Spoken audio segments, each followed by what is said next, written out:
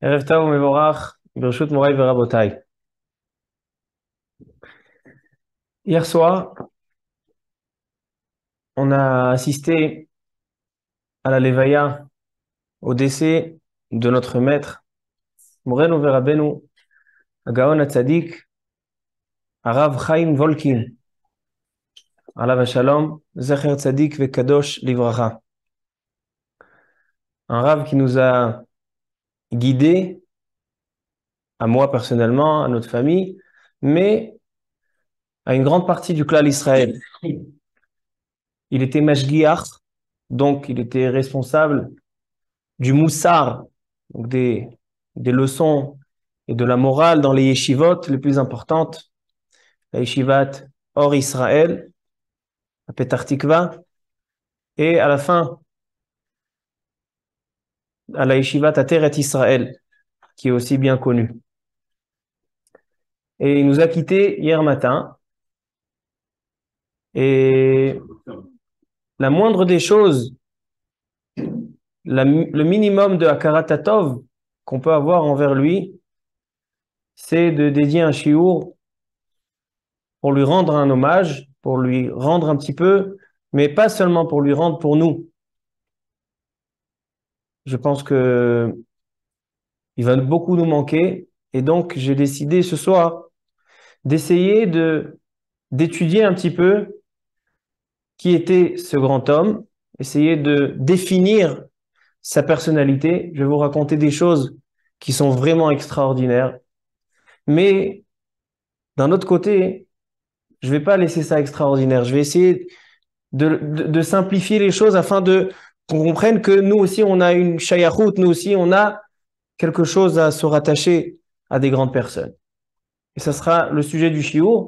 C'est un sujet que le Rav lui-même en a traité dans son livre Da'atraim, Ma'amarim de Moussar. Alors donc ce soir, Bezrat Hashem, je vais d'abord vous raconter quelques anecdotes, quelques histoires sur lui, sur sa manière d'enseigner à ses élèves. Et à la fin, on étudiera un Mahamar, donc un commentaire, une Sichat Moussar qu'il a écrite, et on pourra comprendre, essayer de faire d'essayer de rattacher tout ça à un seul point pour pouvoir comprendre qui était ce grand homme et comment on va pouvoir lui ressembler, Bezrat Hashem. J'ai aussi pensé que ce serait une bonne chose de faire appel à mon grand frère, Rabbi Michael, car il a eu le zrout, le mérite de retranscrire les shiurim du Rav pendant, je pense, une dizaine d'années ou plus. Il a imprimé déjà 2 livres, je crois que le troisième est déjà prêt. Alors donc, je lui ai demandé de venir aussi nous faire partager. Alors, à la fin du shiur, Bezrat Hashem, on écoutera Rabbi Michael. Alors, mon Rav Rabotai, j'y croyais pas que, même si notre Rav, le Rav Volkin Alav Shalom, ces dernières années, il était très très faible, très malade, mais justement, puisqu'il était tellement faible et il tenait, et il rentrait à l'hôpital, mais il ressortait, des fois il ressortait de l'hôpital, et un jour après, on était déjà au cours, on avait un shiur tous les Motsai Shabbat. Personnellement, ça fait 20 ans. J'ai réfléchi hier, j'ai dit, mais ça fait 20 ans en fait, parce que mon père, c'est le plus ancien à ce shiur quand il est arrivé en Israël, je ne sais pas exactement quand, mais depuis l'âge de 6 ans que je vais dans sa maison, à Rehov Kasuto, à Beit Vegan, tous les Motsai Shabbat. Alors au début, j'avais 6 ans, d'accord, donc je dormais sur le canapé, mais c'est un endroit que je me suis attaché. Et pour moi, une semaine, une semaine d'études, elle commence par le Va'ad, par la Sichat Moussar du Rav Volki. Des années, pendant 20 ans. Aujourd'hui, j'ai 26 ans, ça fait 20 ans. Alors donc, je pense que c'est vraiment un Rav qui m'a le plus influencé dans ma vie. Alors donc, je vais vous faire partager. Je suis sûr que vous allez avoir beaucoup à tirer de bonnes choses de ce shiur. D'accord, c'est pas un shiur que je fais à titre personnel, mais c'est un shiur que je fais vraiment pour tout le clan Israël. Et j'espère que même s'il y a une seule personne qui pourra se rattacher ve'aya zeschari. Alors tout d'abord, on va parler, je vais vous expliquer ce que je vais faire, c'est qu'en fait, je vais parler de 5 points différents dans sa personnalité, et après, on va étudier un Mahamar qui est en rapport avec les parashiot à Shavua, parashat Lech Lecha, parashat Vayera, et à la fin, on fera la conclusion, Bezrat Hashem. Notre maître, Rav Volkin, il avait une manière d'enseigner la Torah, le Moussar, à ses élèves, à la Yeshiva, ou à tous les gens autour de lui qui venaient pour écouter des divrei Torah et des divrei Moussar, c'est que, de manière générale, on peut dire la plupart du temps, les shiurim qu'il donnait, c'était parler de nos ancêtres, parler des patriarches. D'accord, les shiurim sur les parashiot à Shavua, ils parlaient de Avraham Avinu, Yitzhak Avinu, Yaakov, Moshe et Aaron. Et du comportement de nos patriarches, il essayait de le traduire, de le faire descendre à notre dimension. Comme nous disent les Chachamim, Ma'aseh Avot, Siman Labanim. De manière générale, ces shiurim ils tournaient autour du comportement de nos patriarches. Et non seulement ça, c'est que même la manière, comment il avait une manière vraiment extraordinaire de pouvoir tirer des points, des traits de caractère de nos patriarches, et il ramenait toujours des commentaires de ses ancêtres à lui, de son père, le Rav Shmuel David Volkin, qui était un grand sadiq, Talmid Chacham, de son grand-père, le Rav Aaron Volkin, qui est connu sous le nom de son shoot, Zkan Aaron, de ses maîtres. Vous savez que les parents de Rav Volkin, le Rav Shmuel David Volkin et sa femme, les deux ont grandi dans la maison du Chafetz Chaim. Et lorsqu'ils se sont mariés, le Shidour, il s'est fait autour de la maison du Chafetz Chaim. C'était une famille qui a grandi dans la maison du Chafetz Chaim. Ainsi, la famille Volkin, le père, ils étaient dans la Yeshivat Mir. Et tout le monde connaît l'histoire de la Yeshivat Mir à la période, lors de la Deuxième Guerre mondiale. Ils ont réussi à sauver la Yeshiva. Ils se sont enfuis à Shanghai, en Chine. Et le Rav Volkin, alav Shalom, qui est niftar à l'âge de 77 ans, il y a 77 ans à Shanghai, il est né à Shanghai. Et tous les enseignements, c'était de la Yeshivat Mir. Le Rav Chaim Shmulevitz, il était dans la Yeshiva en Amérique, la Yeshiva Telz. Donc en fait, Rabotai, si j'ai envie de vous expliquer le premier point, c'est que le Rav Volkin, il nous servait vraiment, ils ont dit à l'Aïvaya, de pont entre les générations précédentes et aujourd'hui. Il nous parlait des patriarches, il nous parlait des commentaires de ses parents, de ses grands-parents, du Chafetz Chaim. C'était toujours se reposer sur les générations qui se sont passées. Et je vais vous donner quelques exemples. Mais ma première question dans ce shiur, d'accord, ce shiur aussi, on va le faire en tant que question et réponse, c'est qu'a priori, ça contredit un petit peu un autre enseignement qu'on avait chez lui. Le Rav Volkin, il avait pour habitude de nous dire, de toujours nous mettre en garde, de ne surtout pas devenir des chakianim, c'est-à-dire des imitateurs. Il nous parlait toujours de l'authenticité, d'être authentique. Chaque fois, il nous disait, en anglais, il disait « Be yourself », sois ce que tu es. Ne sois pas quelqu'un d'autre, sois ce que tu es. Essaye de te connaître, essaye de savoir qui tu es, essaye d'apprendre quels sont tes caractères, quelles sont tes capacités. Alors, ma question, elle est en premier lieu ce soir, c'est qu'il nous parlait toujours de Ma'aseh Avot, Siman Labanim, de nos anciens, du Chafetz Chaim, des personnes qui étaient vraiment que pour nous, ce sont des malachim. Comme dit la Gemara, Im Rishonim ke malachim, anachnu ki bnei Adam. Ve'im Rishonim ke bnei Adam, anachnu ka chamorim. Alors donc, comment ces deux choses s'accordent?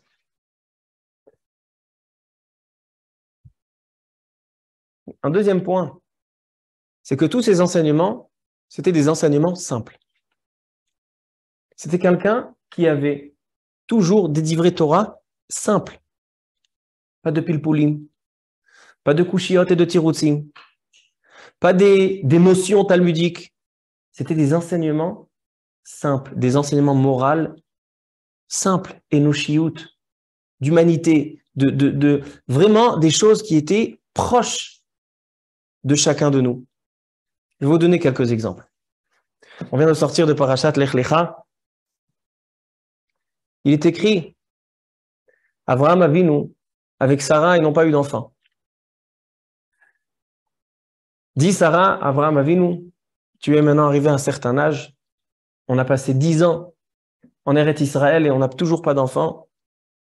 Bo el Hagar Shifrati. Elle lui propose de prendre sa servante Hagar.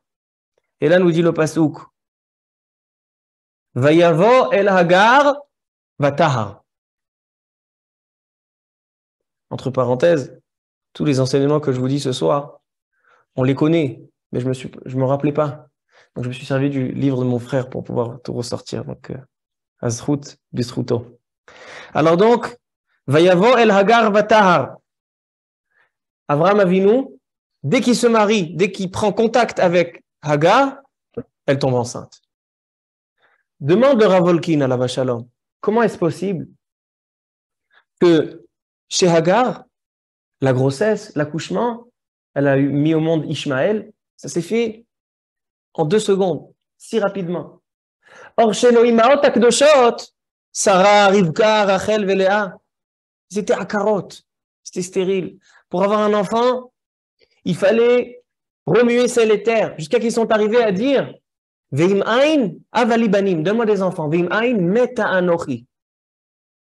Comment expliquer ce paradoxe que d'un côté, Hagar a Ishmaélite, Hagar a Mitzrite, elle a eu Ishmaël, le pire ennemi que Am Israël, la grande souffrance qu'Am Israël, c'est qu'Ishmaël, c'est venu comme ça, en rien du tout. Et d'un autre côté, chez les Imot Akdoshot, qui ils ont ramené au monde? Yitzhak Avinu, Yaakov Avinu, les Shvatim Akdoshim. Comment c'est possible? Nous a expliqué le Rav Wolkin que les Kotsim, donc les mauvaises herbes, les pics, d'accord, les mauvaises choses dans le champ, ça pousse très facilement, très rapidement. Il n'y a même pas besoin de planter, même pas besoin d'arroser. Par contre, un bel arbre avec des beaux fruits, ça demande beaucoup de souffrance. Vayavol Hagar Vatahar. Dès que Avraham Avinu est allé chez Hagar, elle est tombée enceinte, il y a Ishmaël qui est sorti. Ce sont des Kotsim chez Bassadé. Et il nous a ramené une histoire avec le Chafetz Chaim. Écoutez cette histoire. Vous allez être étonnés de la réponse du Chafetz Chaim. Et quand lui raconte une histoire du Chafetz Chaim, c'est pas au nom du Chafetz Chaim, c'est une histoire du Chafetz Chaim. C'est dans la maison du Chafetz Chaim qu'ils ont grandi, ils ont fondé leur foyer dans la maison du Chafetz Chaim. Une fois, il y a un chassid qui est allé chez le Chafetz Chaim avec son enfant pour la chalaké. Chalaké. Il rentre chez le Chafetz Chaim. Il dit, Kvod Arav, fais-lui une bracha qui soit tzaddik. Alors, on s'attend à quoi? Shalom aleichem, baruch haba. On s'attend à quoi? On s'attend que le Chafetz Chaim, il va couper une mèche, il va mettre la main sur la tête de l'enfant, et il ratzon, chez tzaddik. Non. Le Chafetz Chaim n'a pas accepté à lui faire une bracha que son fils soit tzaddik. Le chassid, il dit, pourquoi? Pourquoi le Chafetz Chaim ne veut pas me faire une bracha pour mon fils? Il lui dit, sache que des bons enfants, des enfants tzadikim, ça ne vient pas grâce aux brachot. Des enfants tzadikim, des bons enfants, ça vient grâce à un travail acharné de toute une vie pour s'occuper d'eux, pleurer pour eux, prier pour eux. C'est pas en allant pour prendre une bracha chez un tzadik que ton enfant y grandira. C'est comme on vient d'expliquer maintenant. Des arbres fruitiers avec des bons fruits, ça ne pousse pas tout seul. Ça demande une grande souffrance. Azoraim bedim'a berina iktsoru. C'est pas comme Hagar, Ishmaël, que c'est Vayavol Hagar Vatahar. Voilà un premier exemple que le Rav Wolkin d'abord se servait d'enseignement du Chafetz Chaim, comment il observait les Avot Akdoshim, et deuxièmement, un enseignement simple. Un deuxième exemple. Dans Parashat Shelach Lecha, il nous disait toujours, il y avait 2 personnages dans le clan d'Israël qui étaient mis à mort. Le Mekoshash Etzim Beyom HaShabbat, celui qui a fait Chilul Shabbat Befaresia, il a transgressé le Shabbat. Et celui qui a Mekalel, il a maudit Chaz Veshalom HaKadosh Baruch Hu. Maintenant, le Mechalel Shabbat, celui qui a été Mekoshash Etzim, tout le monde savait quel était son châtiment? Gzar din mavet, peine de mort. Le Mekalel, celui qui a maudit, l'oporash, on ne savait pas encore c'était quoi sa punition.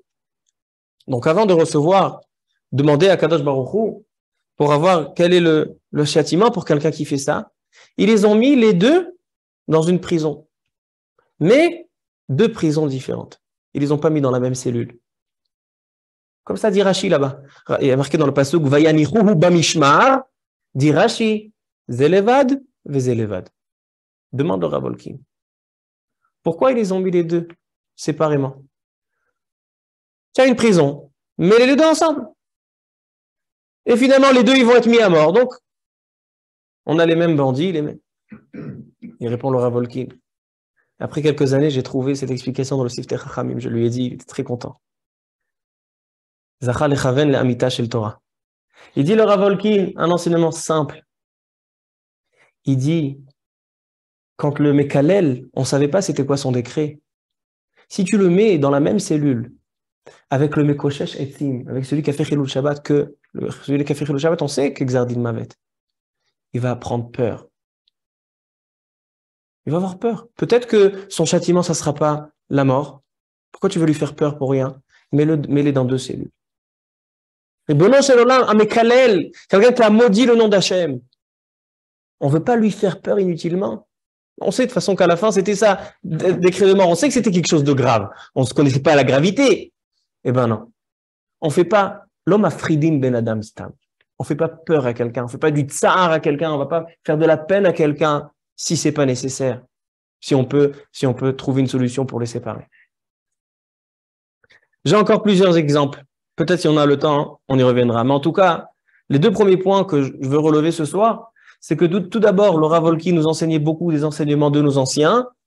Et deuxièmement, même comment tirer les enseignements de nos anciens, il le faisait de manière simple et il utilisait toujours ses propres rabbanim, ses anciens à lui, ses parents, le Rav Shmuel David Volkin, le Chafetz Chaim, le Rav Chaim Shmulevitz.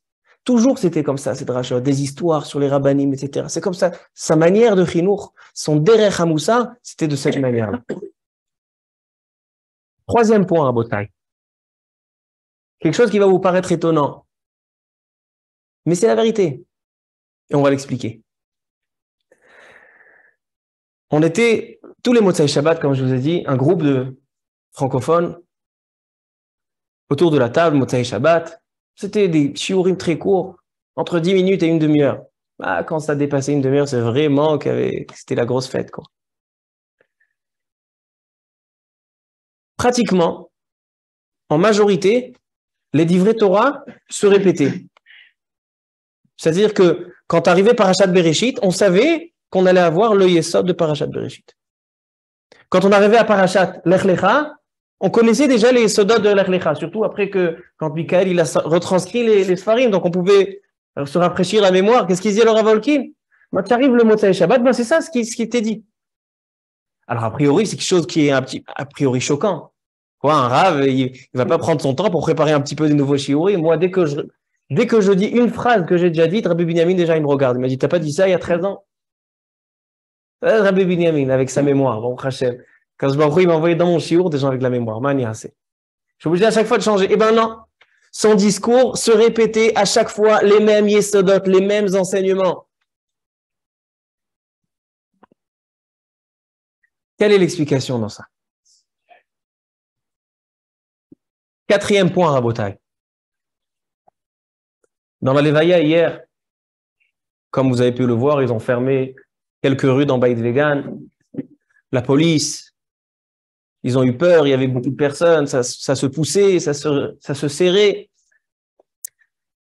Les Gdolé Ador, des grands de la génération, sont venus faire des espédim dans sa Levaya. Le Rav Baruch Mordechai Ezrachi Shalita, le Rav David Yosef Shalita, le Rav Yigal Rosen Shalita. Des grands d'Israël, Gdolé Israël. Et il y a un point qui se répétait beaucoup dans les espédim, je pense que chacun qui connaissait ce Rav pouvait le dire. C'est la Metziat Chen qu'il avait. C'est quoi Metziat Chen? Il avait une grâce hors du commun. Une grâce. Un sourire hors du commun. il y a quelques heures, j'ai demandé à Rabbi Yitzhak d'envoyer une photo du Rav. Il y avait plusieurs photos. Et bien, je lui ai demandé d'envoyer la photo qui le caractérisait le plus. C'est une photo où son visage est plein de haine, plein de sourire, un regard plein de bonté. Mais Rabotai, tout le monde en parle, ils ont tous parlé de Messi Atren, des midot. Il avait des midot, vraiment un comportement hors du commun. Son fils disait, il racontait aux gens, ce que vous voyez mon père dans la rue, c'était quelqu'un vraiment toujours magnifique, avec Adrat Panim, vraiment un Rav domé les malach. C'était un Rav domé les malach. Il a dit aux gens à la Lévaïa, son fils, il dit, Rabotai, ce que vous voyez dehors, c'est ce qu'on voyait à l'intérieur de la maison. Des fois, il y a des gens, on les voit d'une certaine manière dehors, mais à la maison, ils sont entre. Donc, ils ont parlé de ces midotes extraordinaires. Mais moi, Rabotai, j'ai réfléchi à un point encore plus profond que ça. Il y a des personnes qui ont des bonnes midotes, vraiment un bon comportement. Et on voit qu'il y a un travail qui se fait. D'accord, on est tous nés avec des mauvaises midotes, on est tous nés égoïstes, on n'aime pas que les autres ils ont. Mais on travaille nos midotes, nachon. Mais les gens en général, quand quelqu'un il se comporte bien avec moi, je vois que il y a une avodat amidot, il y a un travail qui s'est fait, il y a vraiment un investissement. Or, notre Rav, lorsqu'on lui parlait, on n'avait pas l'impression que c'était quelqu'un qui se forçait, qui travaillait ses midot. On avait comme l'impression qu'il est né comme ça. On avait l'impression qu'il est né avec des midot mitukanot, mouchlam. Alors c'est sûr que c'est pas ça. Ça n'existe pas quelqu'un qui est né avec des midot. Mais l'impression qu'on avait, le rochem qu'on avait, c'est comme si cette personne, il sait pas être méchant.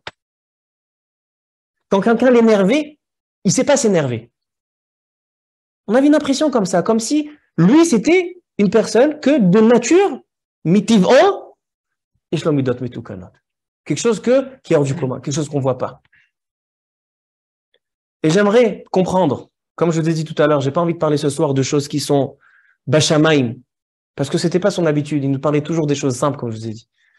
J'ai envie d'essayer de trouver ce soir quelque chose de simple qui peut le caractériser, que nous, ses élèves, et même celui qui n'est pas ses élèves, il peut devenir élève maintenant.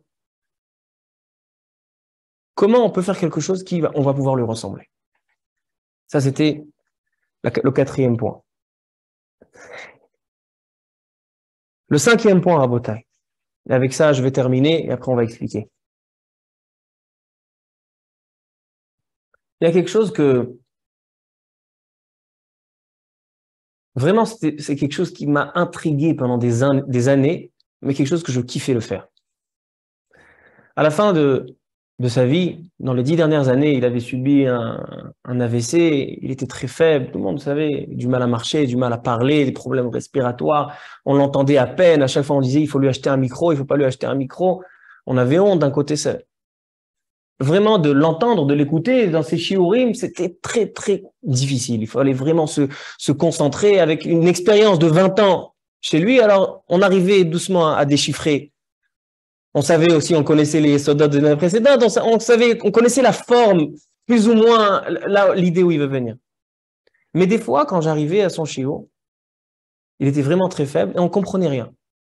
On n'entendait rien. Et mes meilleurs moments chez ce Rav, c'est quand je ne comprenais rien.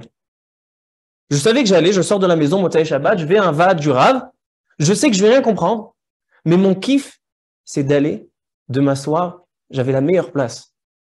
Je ne la donnais à personne, cette place. J'avais la place en face de lui, au bout de la table, en face de lui. Je le voyais, il n'y avait personne de côté. Je le regardais pendant 10 minutes, un quart d'heure, 20 minutes, je repartais chez moi. Comment expliquer cette chose-là? Pendant 20 ans. Ça, je sais, vous savez que j'ai du temps à perdre, mais pas à ce point-là. Ça, c'est aussi un point que j'ai envie d'essayer de comprendre avec vous. Et voilà, Rabotai, je vous ai un petit peu dit les 5 points que je voulais ce soir essayer d'analyser et de le rattacher à une seule idée. Alors, Rabotai, j'ai ramené ici son livre, Da'at Chaim. Hier soir, en rentrant de la Levaya, je me suis assis et j'ai étudié un Mahamar de son livre. Et Mamash, comme s'il m'a répondu, comme s'il m'a éclairé en me disant, voilà qui je suis. Voilà qui je suis. Sefer Da'at Chaim, Amarim Sichot Moussar. Donc moi, je ne l'avais pas à la maison, j'ai le deuxième Sefer, mais je suis allé le chercher chez mon père. Vous voyez, il y a son Ktaviad, un Ktaviad magnifique, vraiment une écriture magnifique. Dans le Amar Kafret. Ita Betana de Eliyahu. Rabotai, ma question que je demande ce soir, comment on peut apprendre de grandes personnes? Il nous parlait de Avot HaKadoshim, il nous parlait du Chafetz Chaim. On parle de lui-même, c'est un malach. Comment ce soir on peut apprendre de lui? Je crois que c'est ça le titre de mon shiur ce soir, c'est est-ce qu'on peut ressembler à nos anciens? C'est ça le titre du shiur. Et Rabotai, c'est une question qu'il demande lui-même. Ita Betana de Eliyahu. Chayav Adam, Lomar, Matai yagi'u ma'asai le ma'asei avotai Avraham, Yitzchak ve Yaakov. Il est écrit dans Tanakh Deve Eliyahu Hanavi, Chayav Adam, un homme est obligé à dire quand arriveront mes actions comme les actions de mes patriarches Avraham, Yitzchak et Yaakov. Chayav Adam, Lomar, Matai yagi'u ma'asai le ma'asei avotai. Demande le Rav. Ma'amar ze matzrich bi'ur ma'amik lifnai velifni.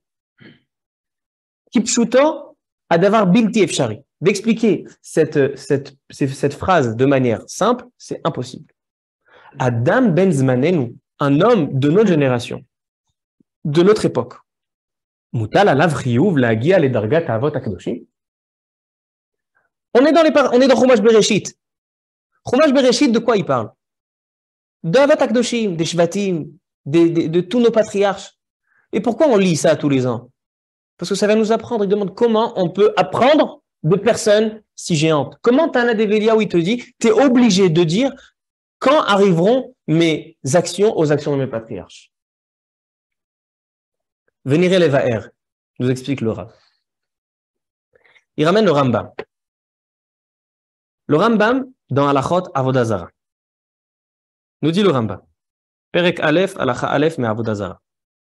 Bime Enosh, donc après Adam Arishon, il y avait la période de Enosh. Ta'ou bene Adam, Ta'oud Gedola, il y avait une grande erreur, et ils ont commencé à faire Avodah Zara, l'idolâtrie. Et il nous explique le Rambam comment ils sont arrivés à cela. Et là vient le Rambam et il vient nous parler de Avraham Avinu alav shalom. Nous dit le Rambam.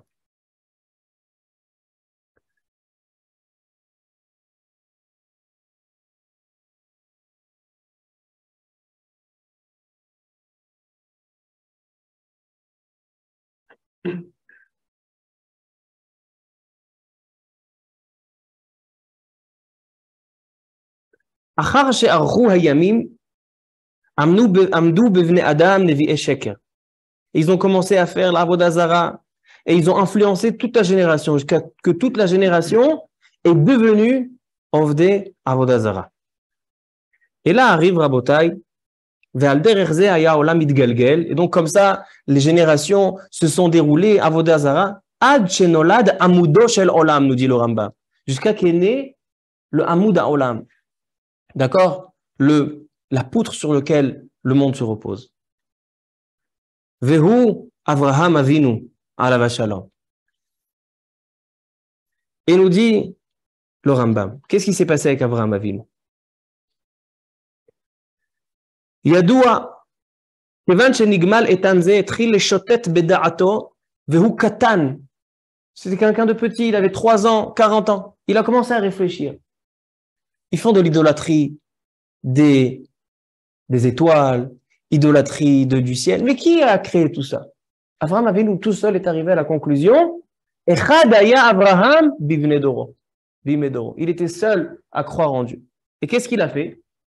Il a commencé à dire aux gens, vous savez, l'idolâtrie que vous faites, ça ne sert à rien. Parce que vous êtes en train de faire Avodah Zara, vous êtes en train de faire de l'idolâtrie pour des choses qui sont des créatures, des créations. Pourquoi vous n'allez pas directement à la source, au créateur?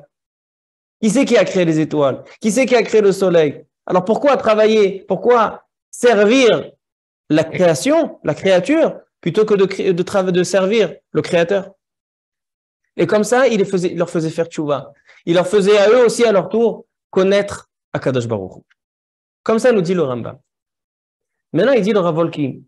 Je ne sais pas d'où il a pris. Je ne sais pas d'où il a trouvé, mais c'est quelque chose de génial. Il y en a 3 qui étaient tzadikim à l'époque de Avraham Avinu. On a lu dans Bereshit, Vaïthalech Chanor et Elokim. Chanor, c'était un tzadik. Vaïthalech et Elokim. Il marchait dans les chemins d'Hachem. Noach ish tzadik et Elohim ithalech Noach. Le même langage que Noach, il marchait dans les chemins d'Akadosh Baruch Hu. Et en 3e position, Avraham Avinu, dans la paracha de cette semaine, il y a marqué Ithalech lefanai ve'yetamim. Il y en a 3 où la Torah, elle dit que Ithalech. Il marchait dans les chemins. Pas marqué Ithalech. Là, j'ai envie de parler du terme Ithalech et Elokim. Il marchait dans le chemin d'Elokim. Maintenant, regardez cette Géonout. Je ne sais pas d'où il a pris ça. Mais comme ça, il le ramène dans son livre. Regardons, observons le Targum. Donc, comment dit le Targum? La traduction de Onkelos. Le Targum Onkelos sur ces 3 endroits. Vous allez voir que dans les 3 endroits, il traduit d'une autre manière. Chez Chanor, Vaïthalech Chanor et Elohim, il y a marqué Bedachalta de Hashem. Chanor, il était Dachalta. C'est quoi Dachalta? Dachalta, c'est Drilou, c'est crainte. Il avait une crainte d'Hachem. Chez Noach, il y a marqué Et Elohim Ithalech Noach, Bedachalta de Hashem. Traduit la même chose. Noach, il avait une crainte, une ira d'Hachem, ira Shammai. Quand on arrive à Avraham Avinu, Ithalech lefanai ve'yetamim, il traduit le Targum Palach Kodamai. C'est quoi Palach? Travail. Pas et une crainte de moi, mais travail. Palach Kodamai. Dit le Rav Wolkin, quelle est la différence entre les 2 premiers, où là-bas le Targum il traduit seulement une crainte, et le 3e, c'est avant Avinu, où il y a marqué Palach Kodamai. Travail. Il ramène le Midrash. Les 2 premiers, Noach et Chanor, leur tzidkut n'a pas tenu. Noach, il y a marqué Vayach el Noach, après il est devenu Choulin, dans la Torah il y a marqué. Et chez Chanor, il y a marqué dans le Midrash pourquoi Akadosh Baruch Hu il a pris avant son heure. Il dit le Midrash, parce que Chanor, c'est vrai qu'il était tzaddik, mais facilement il aurait pu fauter. Kalda Ataya. Et donc, Akadosh Baruch Hu il a dit je préfère l'enlever tant qu'il est tzaddik plutôt que de le laisser fauter. Chez Avraham Avinu, la tzidkut était complète. Il dit le Rav, et c'est ça le yesod de ce soir, c'est avec cet enseignement que je veux que vous partiez à la maison. Il dit le Rav, chez Chanor, chez Noach, ils ont connu Hachem, ils ont vu la main d'Hachem, ils ont eu la crainte d'Hachem. Mais ils n'ont pas agi. Ils ont été mekir, ils ont une connaissance, mais ils n'ont pas concrétisé physiquement cette connaissance. Avraham Avinu, sa crainte, c'était Palach Kodamai. Comme il dit le Rambam, dès qu'Avraham Avinu, depuis son plus jeune âge, il a atteint la connaissance d'Hachem, qu'est-ce qu'il a fait tout de suite? Il est allé aux gens, il leur a dit Rabotai, vous savez que c'est faux ce que vous faites. Il a agi. Il a dit que il dit le Rav, Hadavar hachashuv beyoter be'avodat Hashem. Et c'est ça le titre de son Mahamar. Yakara amevi'a le ma'asim. Concrétiser notre connaissance. Quelqu'un, il atteint une certaine connaissance. Un homme, il comprend, il est arrivé à une certaine... Il n'y a pas besoin de grandes choses. Il est arrivé qu'il y a un certain caractère chez lui qui ne va pas. Et bien tout de suite, il agit. Akara shem levi'a l'idée ma'asim. Il dit le Rav Wolkin alav shalom, pourquoi? Pourquoi seulement une hakara shem levi'a l'idée ma'asim, c'est celle-là la plus importante? Il nous explique, le Rav, il nous dit quelque chose d'extraordinaire. Il dit, c'est quelque chose de connu que l'homme, le Adam, il est conçu, il est fabriqué de 2 choses. Gouf veneshama, le corps et l'âme. Maintenant, l'âme, pour l'âme, il suffit de connaître. Une âme, dès qu'elle a une connaissance, une yédia, ça suffit pour l'âme. Mais le corps, quel est le langage du corps? Quelle est la safa? La langue du corps, c'est les actions, les mains. Si tu as envie que ton corps aussi, ils comprennent qu'il y a Akadosh Baruch Hu, tu es obligé d'associer la akara de ta neshama, la connaissance de ta neshama, et la traduire et la transmettre à ton corps par des actions, parce que c'est la langue du corps. Il dit, il n'y a que comme ça qu'on peut rester et qu'on peut tenir la tzidkout. Noach et Hanoch, leur tzidkout n'a pas tenu, parce qu'ils n'ont pas associé le gouffre à la neshama. Tandis que Avraham Avinu, pourquoi ça tzidkout? Il y a marqué dans le Midrash que Avraham Avinu, il est comparé à la choma, à la muraille qui tient et qui est bien costaud. Ça, c'est seulement parce qu'il a associé la connaissance à Kara, il a ramené à Mevi Ali Demaase. Comme ça nous dit le Rav. Il ramène une preuve, avec ça je terminerai le Rav, après on va conclure. Il dit Abraham Avinu, Parashat Hashavua, regardez les Yesodot, tous les Yesodot que j'ai ramenés ce soir, c'est de Parashat Lech Lecha et Vayera.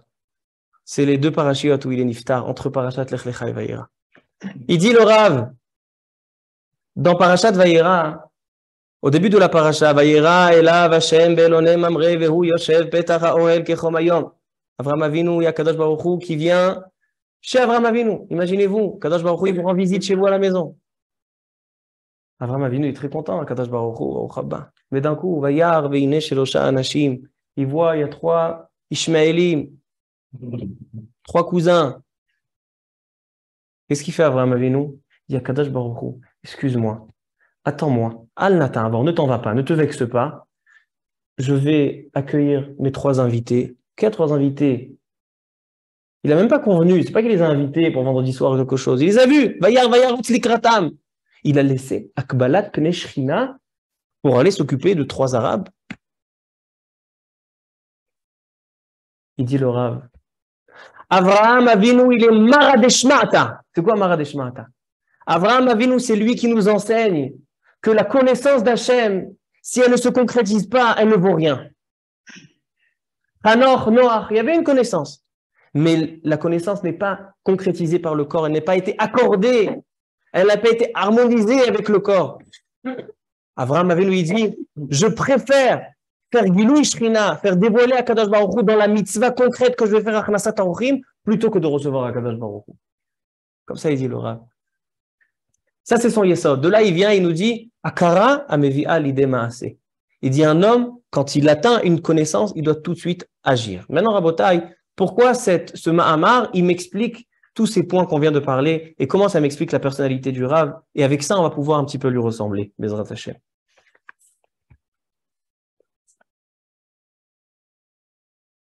Notre Rav, Rav Chaim Volkin alav shalom, Na'e Doresh ve Na'e Mekayem.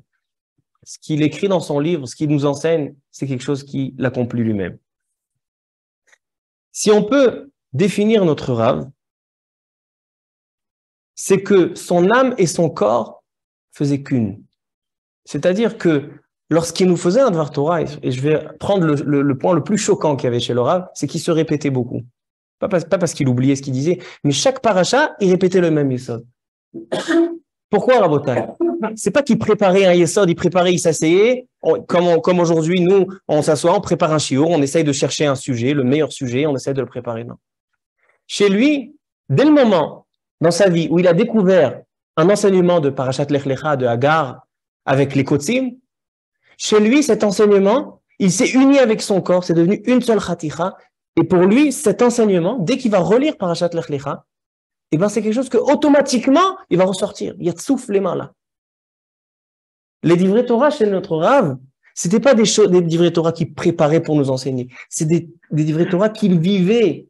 Parce que quand il a étudié pour la première fois, c'est quelque chose qu'il a intégré dans sa vie. C'est quelque chose qu'il a vraiment agi de tel. C'est-à-dire, quand il pensait que comme ça il faut se comporter, alors comme ça on se comporte. Ainsi, l'autre point, un trait de caractère que je vous ai dit tout à l'heure, quand on le voit rencontrer, on n'avait pas l'impression que c'était quelqu'un qui travaillait ses midotes. On pensait que c'était quelqu'un qui est né comme ça. Alors, c'est pas vrai. Pourquoi, Rabotai? Parce qu'il était tellement uni, son comportement était tellement uni avec ce qu'il pensait, avec ce qu'il représentait, c'est qu'il n'y avait aucun décalage. Des fois, on peut penser une chose, nous, et agir autrement. Hein, Aristo? On peut penser une chose, on pensait que la chose n'allait pas bien, mais on agit autrement. Chez lui, ça n'existait pas. S'il pensait qu'un homme, il doit aimer l'autre, un homme, il doit être souriant vers l'autre, alors son corps était comme ça, il aimait l'autre. Et il était souriant, il n'y avait pas d'effort à faire. C'est devenu son ADN, c'est devenu sa nature. Maintenant, Rabotai, on a expliqué deux choses. J'ai envie d'expliquer encore le troisième et la quatrième chose. Il nous parlait de beaucoup de Maaseh Avot Siman Labanim. Voilà, c'est pour ça qu'on est arrivé. Comment il répond à sa question? Maaseh Avot Siman Labanim. Comment on peut apprendre Admatai Yagiu Maasai le Maaseh Avotai. Comment un homme il peut dire j'espère que mes actions seront comme Maaseh Avot? C'est ça le Yesod du Shur. Il répond le Rav, il dit on te demande pas d'agir comme Avraham Avinu. Avraham Avinu, il faisait des choses qui sont pas de ton degré. Mais qu'est-ce que tu peux apprendre d'Avraham Avinu? Que Avraham Avinu, lorsqu'il comprenait quelque chose, il le faisait. Quand il comprenait quelque chose, eh ben c'était lui maintenant, c'était ça la metsiout, c'était ça la manière de vivre, c'était comme il a compris. Avraham Avinu, il a compris que la Vodazara, c'est pas vrai, alors il fallait que chacun qui travaille à Vodazara, il fallait lui dire, tu es en train de faire n'importe quoi. C'est ça, Admata Yagiu Masaïl Masabotai. C'est pour ça qu'il nous ramenait, d'un côté, il nous ramenait la Vota Kedoshim, mais d'un autre côté, il nous disait, sois ce que tu es. Be yourself. Sois ce que tu es. Ça n'est pas contradictoire. Parce que, justement, lorsque tu vas comprendre quelque chose, Avraham Avinu, il était ce qu'il était. C'est-à-dire que Avraham Avinu, il a cherché en lui. Quelle est la vérité? Qu'est-ce que je pense? Qu'est-ce qui me correspond? Eh bien, c'est comme ça que j'agis. Toi aussi. Toi aussi, tu penses que toi, tu es... Une fois, je lui ai demandé. Plusieurs fois, je lui ai demandé, je crois. Chacun, il a une shlichut dans ce monde. Chacun, il a été envoyé dans ce monde pour quelque chose. Alors, je lui ai demandé une fois. Comment je sais c'est quoi ma shlichut? Je suis né, quand je suis venu au monde, j'avais pas une étiquette sur le front. Voilà, lui, il sera plombier, lui, il sera chazan, lui, il sera Baal Koré. Comment savoir quelle est ma shlichut dans ce monde? Il nous a dit la chose que tu sens que tu sais faire le mieux. Be yourself. Sois ce que tu es. Maintenant, comment ça s'accorde avec apprendre du Chafetz Chaim et de Rav Chaim Shmulevitz? Ça n'a rien à voir. De la même manière que Rav Chaim Shmulevitz, que le Chafetz Chaim, que Avraham Avinu, lorsqu'il comprenait quelque chose qu'il le faisait, ils étaient sincères, leur action avec ce qu'ils pensaient. Ben toi aussi, sois comme ça. Ne fais pas des actions qui ne te correspondent pas, mais ce qui te correspond, fais-le. Une akara, t'arrives à une saga, fais-le. Et je vais terminer la bataille, après je laisse la parole à mon frère. Avec deux petites histoires sympathiques. Et vous allez voir que ce qu'il nous enseignait, ce n'était pas des drachot, mais c'était vraiment sa vie. Son gouffre, déjà à la fin, comme je vous ai dit, il sortait de l'hôpital, il était avec la machine de respiration d'oxygène, et il nous donnait chiot. On n'entendait rien avec la machine. La machine, elle faisait du bruit. Il faisait chiot, il ne faisait même pas attention. Son corps, il était uni avec sa neshama. C'est pour ça qu'on voyait un malin. Ah, et j'explique aussi pourquoi moi je kiffais aller, même quand je ne comprenais rien, et surtout quand je ne comprenais rien. Cet homme-là, les enseignements qu'il donnait oralement, par sa bouche, quand il nous enseignait, ces enseignements, on pouvait les voir même par son comportement, par sa manière d'agir. Je n'avais pas besoin d'entendre le Rav. Je n'avais pas besoin d'entendre le Yesod. Quand je voyais le Rav, je vois le Rav, son comportement, et ben c'est ça l'enseignement. Il n'y a pas de décalage entre l'enseignement et le physique de l'homme. Il n'y a pas de décalage entre le gouffre et la neshama. Il faut juste être sincère avec soi-même. J'ai atteint quelque chose, j'ai atteint une marshava, alors j'ai une akara, j'ai atteint une connaissance. Alors il faut que ce soit une akara à mes vialidemaase. Ça, je pense que c'est quelque chose qui est accessible pour chacun de nous ici. Chacun de nous, si on est sincère avec nous-mêmes, on arrive à une akara, on pense que quelque chose c'est bien, on pense qu'il y a une mida qu'on doit changer, alors fais-le. On pense qu'il y a quelque chose qu'on peut faire, on peut aller chez un voisin, être mechazek koto, alors fais-le. Tu penses que tu peux faire, alors fais-le. Il y a quelques années, j'étais venu chez lui, parce qu'il y en a certains, ils m'ont dit de ne pas donner des shiurim si jeunes, etc. Je lui ai demandé, il m'a dit, tu sais donner des shiurim, tu dois donner des shiurim. C'est ce que tu es. Il est atzmecha. Et je termine la bataille avec deux petites histoires. La première histoire, le Rav nous a raconté que une fois il était au Brésil, ou en Khoutzlaharet, je ne sais pas exactement. Il est allé, il ramassait de l'argent pour la yeshivat à Teret Israël, et il rentre dans le taxi brésilien. Il y a la radio, et il entend à la radio un des ministres du pays, il s'est fait arrêter, bien sûr, de l'argent, il s'est fait arrêter, emprisonné. Ils ont demandé à ce ministre, qu'est-ce qui s'est passé? Tu savais pas qu'on allait t'attraper? Tu sais pas que on joue pas avec l'argent de l'État? Qu'est-ce qu'il a répondu? Il a dit, vous savez, moi, je suis comme quelqu'un qui travaille dans une tachanat kemar. Comment on dit une tachanat kemar? Un moulin où on fait la farine, d'accord? Il dit, celui qui fait la farine, toute la journée, il fait de la farine. À la fin de la journée, si on le regarde, quelle couleur il est? Tout blanc. Maintenant, est-ce que pendant la journée, il a pris un verre de farine, il s'est versé sur lui? Non. Il dit, quand toute la journée, on travaille avec de la farine, alors finalement, la farine, elle se colle à toi. Il dit le ministre, moi, toute la journée, j'étais avec de l'argent. Alors, vous ne pensez pas qu'à la fin de la journée, ma chemise, elle serait pleine d'argent? Alors, nous, on aurait entendu ça. Alors, c'est une bonne blague. Mais notre rave, que c'est pas quelqu'un qui va perdre son temps à écouter la radio, à écouter des émissions, c'est pas du tout son style. Il a entendu ça, et pour lui, c'est une sirat moussa. Pour lui, cet enseignement, c'est quelque chose qu'il va enseigner aux gens. Il dit, vous savez, regardez, quand on touche beaucoup à l'argent, on est, sauf, on ça se colle, il faut faire attention. Nikayon Kapaim, nous ramène toujours le Chafetz Chaim, il faut toujours avoir Nikayon Kapaim. Ça, c'est une première histoire de voir à quel point, chez lui, chaque petit message ou petit remède de Moussar, et chez lui, ça s'intégrait. Et c'est quelque chose qui était à la Khalema. C'était à Kara, une connaissance qui venait à l'action. Deuxième petite histoire, et je termine à Botaï. Une fois, il était aussi un de ses voyages. Il avait 2 vols le vendredi. Il avait un vol de connexion. Alors, vous pouvez demander après à Michael exactement les détails. C'est aux États-Unis, je crois. Maintenant, il a fait son vol, etc. Le premier vol, il avait du retard. Le deuxième vol, s'il le prenait, il arrivait pendant Shabbat. Donc, il est allé chez une des hôtesses là-bas d'Ayalot. Il leur a dit, regardez, moi, je suis juif, je suis chômeur Shabbat. Le deuxième avion, je ne vais pas pouvoir l'avoir. Est-ce que vous pouvez m'organiser? Donc, ils l'ont organisé un hôtel et le deuxième avion pour dimanche. Donc, il restait Shabbat dans. Mais l'hôtesse, quand il est parti, elle lui a dit, mais très cher Rav, c'est une Goya. Très cher Rav, si vous êtes juif, vous faites Shabbat. Alors, pourquoi vous prenez des vols comme ça le vendredi, Rêve Shabbat? Sichat Moussar. Nous, si on entend ça, on dit, Kvod Rabanit. Nous, on a un Shulchan Aruch. Shulchan Aruch est marqué qu'on a le droit de sortir la derech Erev Shabbat si on a. Eh ben non. Et à partir de ce jour-là, il n'y a plus de vol. Nae Doresh Venae Mekayem. Je termine avec ce qu'il dit le Piyut. Et Shari Ratzon. Piyut Et Shari Ratzon, un Piyut très très émouvant. Il y a marqué là-bas dans le Piyut. Ain Bemar Bocha. Les yeux. Il coule des larmes. Aval lève, le cœur, il est sa mère. Le cœur, il est joyeux. Moi, personnellement, Ain Bemar Bocha, je pleure. J'ai perdu mon rave. Aval lève, mon cœur, il est sa mère. Parce que je suis joyeux d'avoir eu le srout d'être son talmid. Et Iratzon, Bezat Hashem, j'espère avoir le srout de continuer à être son talmid jusqu'à la fin de ma vie, Bezat Hashem.